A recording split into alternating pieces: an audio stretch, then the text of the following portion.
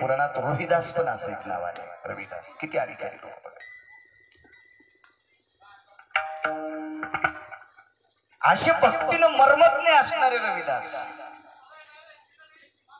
मातृपितृ उपासक होते, सेवक होते. रविदास महाराजांचा व्यवसाय होता बूट आणि चपला शिवणे. चर्मकार कुळात होते ते. शेवटचा पुरावा आहे का. आणि पूर्वीच्या काळात ही परिस्थिती नाजूक होती काका, म्हणून शक्यतो 4-4 वेळेस चप्पल शिवून वापरित होते, बूट शिवून वापरित होते. बूट हे मला वाटते जरा जरा मोठं झाल्यावर भेटत होता. बारक्या लेकराला बूट आणि चपला काहीच नव्हत्या. आता झालेल्या लेकराच्या पायाच्या मापाचं बूट, त्याच्या पापाची सॉक्स, त्याच्याच पायाची चप्पल. काय काळ आला आधुनिकता. इतका काळ टोकाला गेला, इतका टोकाला गेला.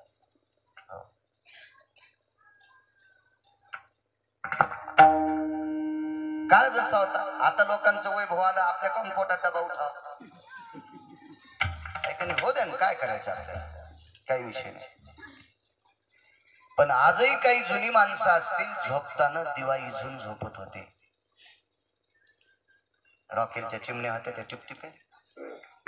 आपल्याला जास्त दिवस रॉकेल पुरावं याच्याकरता सगळी जेवण खावणं झाली की एखादी कोणी ए दिवा मालीला करे, मालीला का म्हणजे विजीला, ते दिवा इझून झोपत होते. काळ होता, परिस्थिती होता.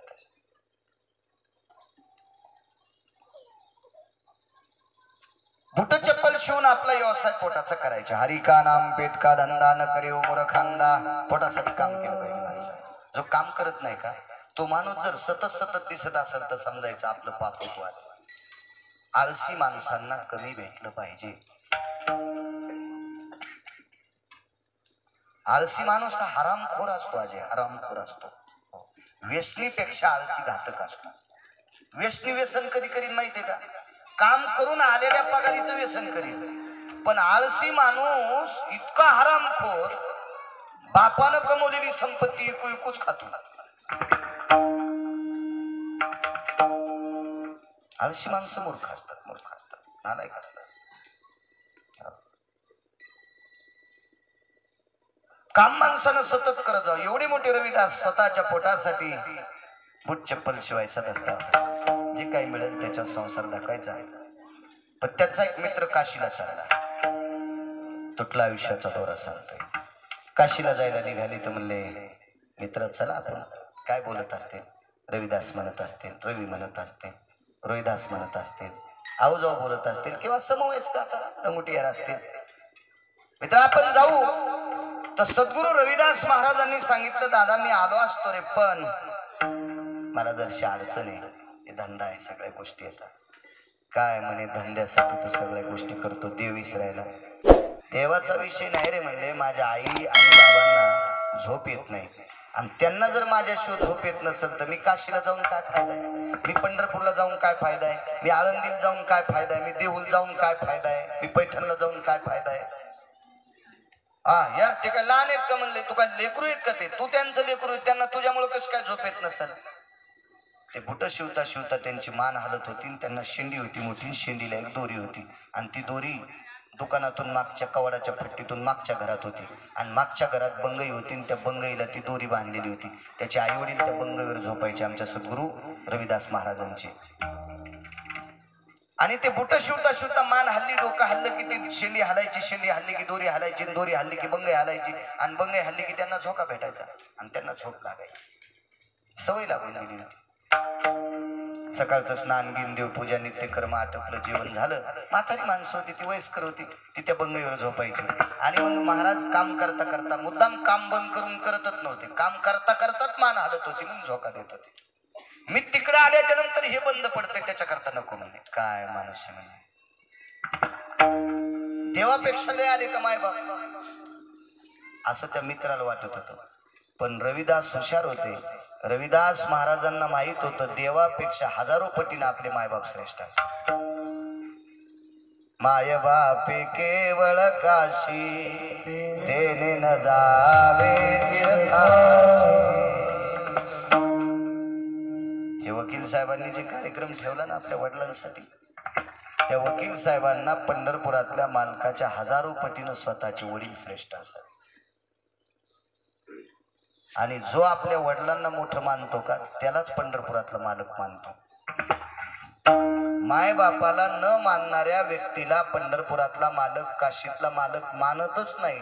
सकल तीर्थाची धुरे जे का जाण माता पितरे. 350 गंगेची ताकद आई वडिलांना असते. इतकं मोठी शक्ती त्या माय बापाला. फार मोठं टोक आहे.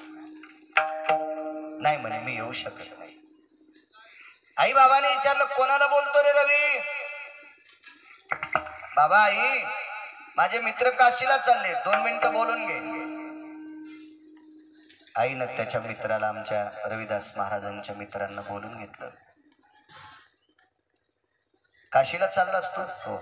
आणि मुलाला सांगितलं, हे रवी, जी आई तुझ्याकडे काही आहे का रे? आई एका श्रीमंत माणसाचा जोडा सांडलाय. जोडा म्हणजे बुटन, सांडणं म्हणजे शिवणं. बुट शिवलाय.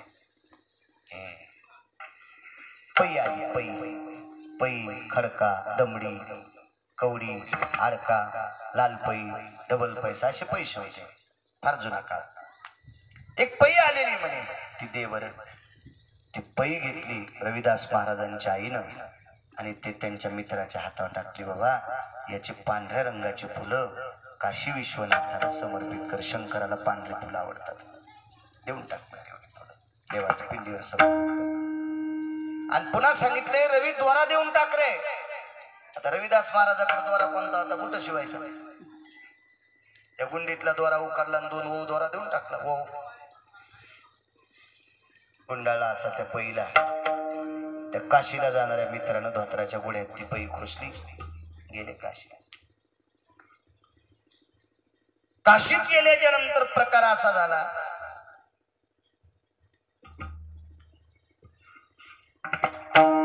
स्नान घेऊन सगळं आटपलं, नित्यनेम आटपला.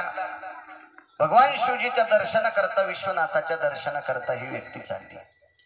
रस्त्यात फुलाचं दुकान होतं. ती फुलं घेतली पांढऱ्या रंगाची. ती पै देते ना, फुलं घेतली. ते दोरा देतात, त्या दोऱ्यात ती फुलं ओवली आणि भगवान शिवशंकराच्या पिंडीला अर्ध्या दोऱ्याचा हार आणि अर्ध्या दोऱ्याचा हार दारातल्या नंदीराजाला घातला. आणि तो पिंडीवर तो हार टाकल्याबरोबर असा गोल करून तो हार टाकला तर त्या पिंडीतून आवाज आला.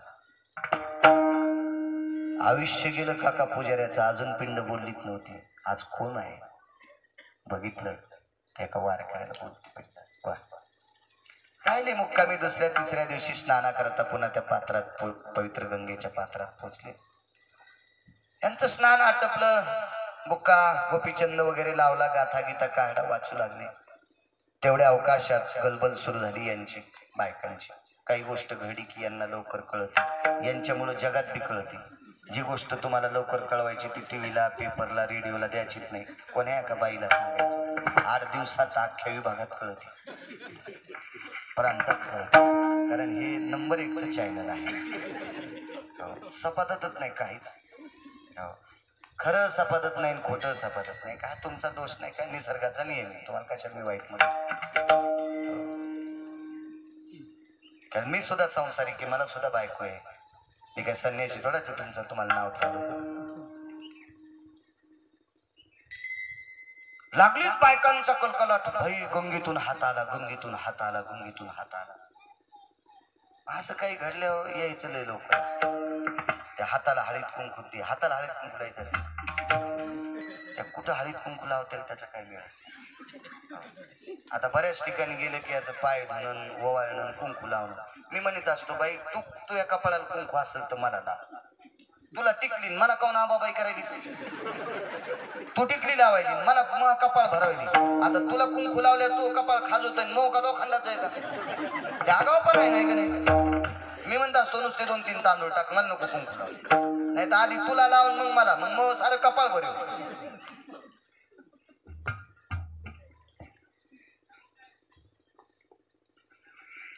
एका व्यसनमुक्ती केंद्रावर मला बोलिलं 5 मिनिटं बोलायला. व्यसनमुक्ती केंद्र. मी मगाशी बोलून गेलो ना, पदवी फाटी आहे, पैसे दिले की काही भेटत आहे. त्या केंद्राला मानधन शासनाचं. आणि म्हणून व्यसनमुक्ती केंद्र टाकलं. ज्यानं टाकलं तो पाणी पितच नाही.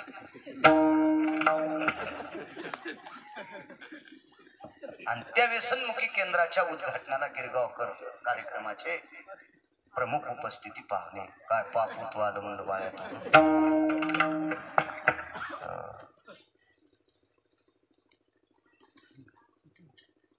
काय करता त्याला विलाज नाही. लय वेळेस असेच प्रसंग आहेत खूप ठिकाणी. जाऊ दे काय बोलाव पुन्हा हे जे सुरूच राहते ते दुकाने काय टाकून देते ना खटखट खटखट. काय भीती काय खरं बोलायला काय द्यायचं काय त्याला विषय त्याला.